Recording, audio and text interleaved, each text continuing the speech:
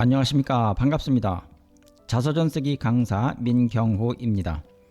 여기에서 읽어드리는 글은 자서전 쓰기 강좌에 참여하신 수강생분들이 쓰신 자서전의 원고입니다.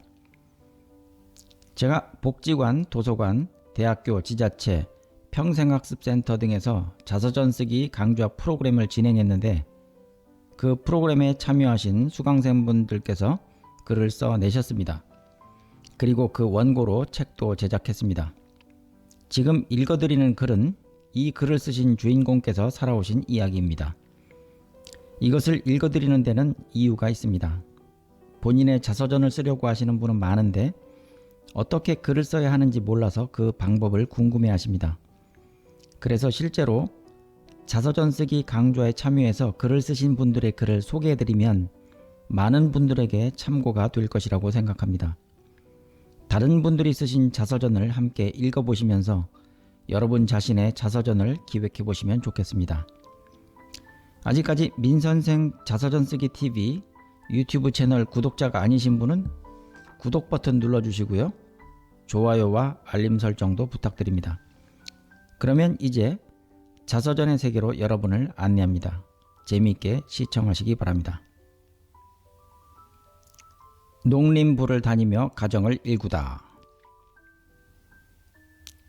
1967년 2월 나는 제대했다. 일찍이 군대에서 공무원을 준비했던 터라 사회에 나오자마자 시험에 응시했다. 당시 지원한 4급, 을은 지금의 7급이다. 그때는 등급별로 갑과 을로 구분되었다. 다시 말해서 4급의 갑과 을은 지금의 6급과 7급을, 5급 갑과 을은 8급과 9급을 의미한다. 초임지는 청주였다. 이후 1969년에 제천으로 근무지를 옮겼다. 그곳에서 평생을 함께하게 된 반려자를 만났다. 나는 국립농산물검사소 제천 출장소에서 근무하는 4급 국가공무원이었고 아내는 영등포구청 재무과에 임시직으로 있었다. 당시 신림동에 살고 계시던 고종사촌 누님의 중매로 5월에 선을 보게 되었다. 처음 본 아내는 얼굴 윤곽이 또렷했고 이야기해보니 성격도 매우 야무졌다. 나는 마음에 들었다. 아내는 1남 4녀 중 막내였다. 홀어머니와 오빠 4회 그리고 5명의 조카와 함께 살고 있었다. 식구 줄이기 차원에서라도 시집을 빨리 보내야 하는 형편이기도 했다. 우리는 7월에 약혼식을 올리고 10월 24일에 영등포 연흥 예식장에서 부부의 서약을 맺게 되었다. 줄에는 내 인생의 스승이셨던 이명별 선생님이 서주셨다. 내 나이는 29, 아내 나이는 22이었다. 우리 부부는 약혼식 날 저녁에 합방하게 되었다. 내실 마루 건너편에 있는 작은 방에서 첫날 밤을 보냈다. 이날의 사랑이 우리에게 첫 딸을 안겨주었다. 지금도 첫날 밤을 생각하면 아내가 귀엽고 사랑스럽다. 이 글을 쓰면서 옛 기억이 떠올라 아내를 힘껏 포옹해 주었다. 당신 미쳤어? 라고 웃으며 말하는 아내의 모습에 나는 무척 행복하다. 제천에서 방 한 칸에 부엌이 딸린 집을 전세로 얻었다. 살림살이는 아내가 혼수로 가지고 왔던 이부자리 그리고 큼직한 철제 캐비닛이 전부였다. 첫 신혼집의 전세가는 3만 원이었다. 그때 내 월급이 약 4천 원이 조금 넘었을 것이다. 봉급 외에는 월 500원 정도의 출장비를 받았고 상여금은 없었다. 그 당시 쌀 한 가마 값이 1,800원이었다. 우리 부부는 작은 살림에도 만족하면서 지내려고 노력했다. 결혼 후 아내는 많은 고생을 했다. 아내는 우선 돈을 저축하기 위해 내 급여를 고스란히 은행에 입금하고 살림에 조금이라도 보태기 위하여 편물을 시작했다. 편물로 살림을 하겠으니 나에게 편물 기계를 구해달라고 부탁했다. 나는 일제 편물 기계를 사주었다. 그때 편물 기계 가격이 대략 15,000원이었던 것으로 기억한다. 아내는 임신 중임에도 불구하고 열심히 편물을 짰다. 1970년 4월에 딸 진숙이가 1972년 4월에 아들 현창이가 태어났다. 신기하게도 둘이 태어난 음력 날짜는 3월 9일로 같았다. 나는 제천에서 아내를 만나 결혼해서 딸과 아들을 얻었으니 제천에서 내 가족 전부를 얻은 것이다. 그 후 1972년 6월경에 옥천 출장소에서 근무하다가 청주와 진천을 거쳐 1975년에 인천 출장소로 돌아오게 되었다. 이 무렵 여름이 되면 나는 가족과 함께 부천의 물왕저수지로 낚시를 가곤 했다. 빵을 좋아하는 아이들을 위해 항상 큰 빵을 챙겨갔다.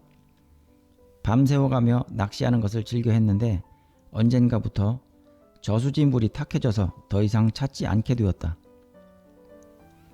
다음으로 우리 가족이 향한 곳은 춘천 소양댐이었다. 청량리에서 차를 타고 남춘천에서 내려서 다시 버스를 타고 소양댐으로 갔다. 이곳은 물이 깨끗해서 참 좋았다. 물고기도 잘 잡혀서 가족과 함께 자주 찾아갔다. 나는 군대에서 제대할 때 가지고 왔던 2인용 천막 5장을 꼭 챙겨갔다. 다른 건 필요 없었다. 1시 반에 배를 타고 들어가면 4시 반쯤에 낚시 장소에 도착했다. 그곳에는 집이 2채가 있을 뿐 주변에는 아무것도 없었다. 그래서 돈 쓸 일이 없었다. 천막을 치면 집주인 할아버지가 오얏을 많이 따주셔서 우리 가족에게 주곤 했다. 뱀을 잡아서 뱀탕도 끓여주시기도 했는데 잘 먹지 않았다. 가끔 잡히는 메기는 왕복 비용을 메꿀 만큼 비쌌다. 이렇듯 공무원 휴가 때가 되면 우리 가족은 무조건 낚시를 하러 다녔다. 나와 아내는 자녀들과 함께 낚시도 하고 휴식도 취하면서 행복한 시간을 가졌다. 인천에서 2년 정도 근무한 후 안국동으로 근무지를 옮겼다. 이 무렵 아내는 지금의 소사역에 있는 소사시장에서 문구점을 차려서 운영하고 있었다. 1980년도에는 6급 승진과 동시에 영등포 시험소에서 근무하다가 1990년에 5급 사무관 승진과 함께 강원도 강릉 출장소장으로 발령을 받았다. 나는 사무관 초임 시절인 강원도에서의 생활이 가장 기억에 남는다. 강릉으로 부임하면서 주말 부부 생활이 시작되었다. 아내는 차를 가지고 토요일에 와서 자고 일요일이나 월요일에 갔다. 대관령길도 꼬불꼬불하고 안개가 많이 껴서 오다가 고생도 많이 했던 기억이 있다. 주말에 제외한 우리는 강릉 경포대도 가보고 봄이나 가을에는 소금강으로 소풍을 갔다. 강원도는 가는 곳마다 경치와 풍경이 좋았다. 주말이 되면 만날 수 있었기 때문에 더 애틋하고 가장 행복했던 시절이었다. 무엇보다도 33년의 공무원 생활을 하면서 여러 지역을 돌아다녔지만 그중 강원도 사람들이 제일 참된 면이 많아서 정이 많이 들었다. 근무 연수는 1년이었지만 그때 인연을 맺었던 강원도 직원 인연들과 강초회라는 모임을 만들어 매년 부부 동반으로 만나 이야기꽃을 피우기도 했다. 1년 뒤에는 경기도 파주 소장으로 1994년부터 2000년까지는 농산물 품질관리원 경기지원 품질관리과장으로 근무하게 되었다. 나는 정년을 2년 남겨둔 2000년의 내 환갑날에 서기관 승진을 마지막으로 공무직에서 퇴임했다. 공무원을 하면서 어려운 일이 있기도 했다. 사무관 승진이 문제였다. 상부에서는 당시 7급에 합격한 사람들에게 아직 배정받을 자리가 없으니 임시로 8급의 직위로 보낸다는 공지가 있었다. 물론 서명한 사람들만 해당하는 것인데 아무것도 모르던 신입인 나는 몇몇 동기들과 함께 서명했다.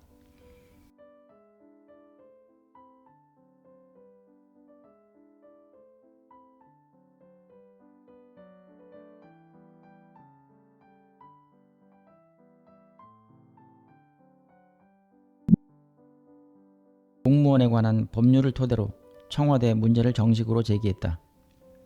젊었으니 가능했던 일이다. 그 일로 약간의 핍박은 받았으나 다시 제자리를 찾아갈 수 있었다. 한 번은 품질관리사 자격시험이 있었다. 계장이 접수하라고 해서 접수했다. 당시 계장은 6급으로 5급 사무관 시험을 보기 위해 정신이 없었다. 인문고등학교 나온 사람은 3년 공장 경력, 농고 나온 사람은 경력이 없고 자격증이 있으면 된다고 했었던 것 같다. 이때 서류에서 작은 문제가 발생하고 소청에서 이겼지만 견책을 당해서 6급 승진이 다른 기수보다 5년 정도 늦게 되었다. 1997년인가 98년인가 서울대를 다니던 큰딸이 대뜸 나에게 아버지도 판사 검사 사위 삼고 싶어?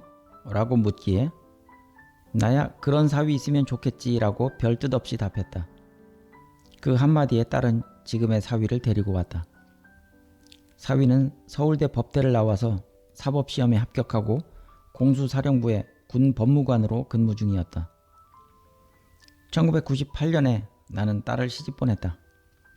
사위는 내가 퇴임식을 할 무렵에는 의정부 법원 판사로 근무했고 지금은 판사로서 10년의 근무를 마치고 변호사 사무소를 개업했다. 아들은 내가 퇴임 후인 2007년도에 결혼했다. 지금 나는 아내와 함께 손주를 키우며 살아가고 있다. 이제는 자식들도 모두 성장하여 별다른 말을 챙겨줄 필요는 없다. 다만 손주가 아무 탈 없이 자라기를 바란다. 자식들을 가르쳤던 것처럼 하고 싶지만 어디 마음처럼 쉬운 일이던가.